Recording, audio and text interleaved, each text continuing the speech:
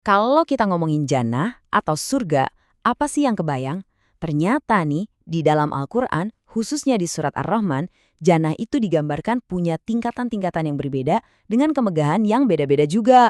Yuk kita bedah bareng perbandingan yang super keren antara dua tingkatan jannah ini, yang satu terbuat dari emas dan yang satunya lagi dari perak. Nah, semuanya itu berawal dari janji yang satu ini. Menurut para ahli tafsir, ayat ini tuh ditujukan buat mereka yang benar-benar sadar kalau Allah itu selalu mengawasi. Rasa takut di sini itu yang bikin mereka nahan diri dari perbuatan dosa, bahkan ketika kesempatannya ada di depan mata. Dan coba lihat deh balasannya, bukan cuma satu, tapi langsung 2 jannah dijanjikan buat mereka. Oke, kita mulai dari tingkatan yang pertama ya, sebuah taman surga yang indah banget. Ini adalah jannah yang disiapkan untuk ashabul yamin, atau yang kita kenal sebagai golongan kanan. Siapa sih mereka ini? Ya, mereka ini adalah orang-orang soleh yang selama di dunia, mereka tuh setia banget ngejalanin semua kewajiban dan ngejauhin semua yang dilarang sama Allah. Coba deh kita bayangin fasilitasnya, ini luar biasa banget. Pepohonannya digambarkan mudhammatan. Artinya saking rimbunnya warnanya tuh sampai ijo pekat banget.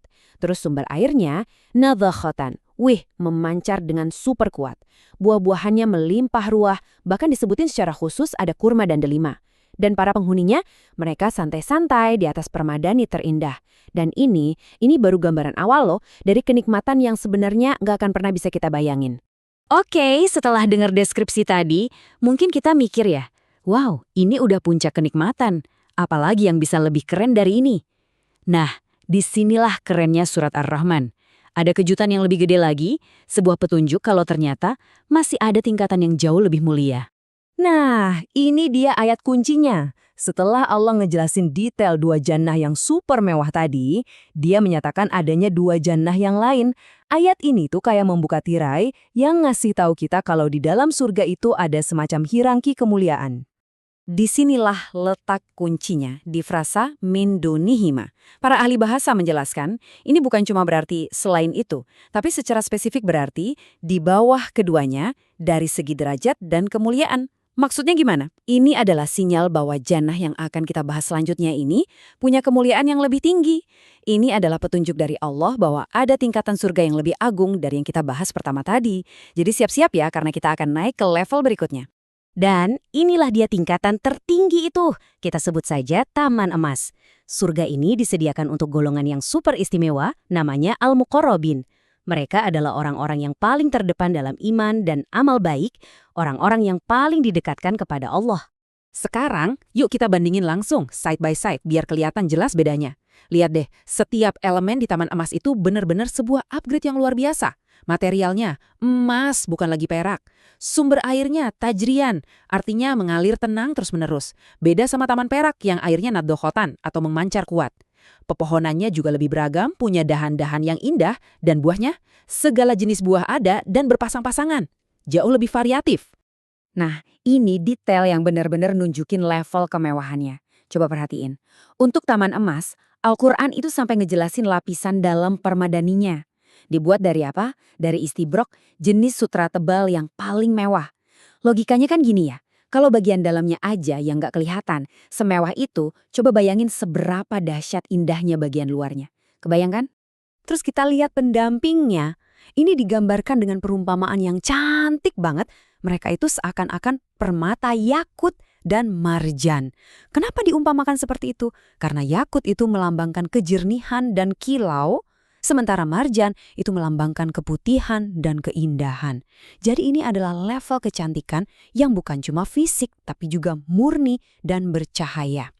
Dan ini bukan cuma soal fisik loh, karakternya juga yang paling top. Mereka itu qasirotut tarf, artinya pandangan mereka tuh tertunduk, cuma fokus ke pasangannya aja karena cinta. Ini kan cerminan dari penghuni jannah ini, yang di dunia juga mati-matian menjaga pandangan mereka. Mereka juga suci murni, sebuah kehormatan yang emang dijaga khusus buat para al-muqarrabin. Oke, kita udah bandingin emas, perak, sutra, permata, tapi semua itu, semua kemewahan fisik tadi, itu belum ada apa-apanya. Ada satu perbedaan yang paling fundamental, paling agung, yang jadi puncak dari segala puncak kenikmatan di jannah. Dan inilah dia. Anugerah terbesar, kenikmatan tertinggi di surga, yaitu kesempatan untuk melihat wajah Allah. Dan di sini pun ada perbedaannya. Bagi penghuni Taman Emas, para al-muqarrabin, kesempatan ini diberikan jauh lebih sering, bahkan ada yang menyebutkan setiap pagi dan petang. Sedangkan bagi ashabul yamin, anugerah luar biasa ini diberikan di waktu-waktu spesial, misalnya di hari Jumat. Jadi, frekuensi anugerah terbesar ini sebanding lurus dengan kedekatan spiritual seseorang. Pasti langsung muncul pertanyaan di kepala kita kan? Kenapa sih harus beda-beda? Kenapa nggak disamain aja semuanya? Nah, jawabannya justru ada di konsep keadilan itu sendiri. Jadi begini, perbedaan level surga ini justru adalah manifestasi keadilan Allah yang paling sempurna. Ini bukan soal pilih kasih, ini soal balasan yang benar-benar pas, benar-benar setimpal dengan kualitas dan ketulusan amalan kita di dunia. Usaha yang lebih keras, hati yang lebih tulus, pengorbanan yang lebih besar, ya sudah sepantasnya diganjar dengan balasan yang lebih tinggi dan lebih mulia. Masuk akal kan? Oke, sekarang pertanyaannya jadi praktis. Gimana caranya kita bisa ngeraih jannah yang tertinggi itu? Apa jalannya? Ternyata Al-Quran dan Sunnah udah ngasih kita petanya. Semacam ajakan buat kita untuk nggak cuma jadi orang baik, tapi jadi yang terdepan. Kita bisa lihat ini kayak anak tangga atau leveling up dalam amalan. Level pertama, fondasinya. Kerjain semua yang wajib, tinggalin semua yang haram. Nah, ini adalah levelnya ashabul yamin. Kalau mau naik level ke al-muqarrabin, kita harus nambahin poin lagi. Dengan apa? Dengan amalan-amalan sunnah, menyempurnakan akhlak, dan yang paling penting, mencapai level ihsan. Yaitu pas kita ibadah tuh rasanya seakan-akan kita bisa melihat Allah. Dan pesan buat ngebidik yang paling tinggi ini dikuatin banget sama hadis dari Nabi Muhammad SAW. Beliau ngajarin kita, kalau minta sama Allah, jangan nanggung.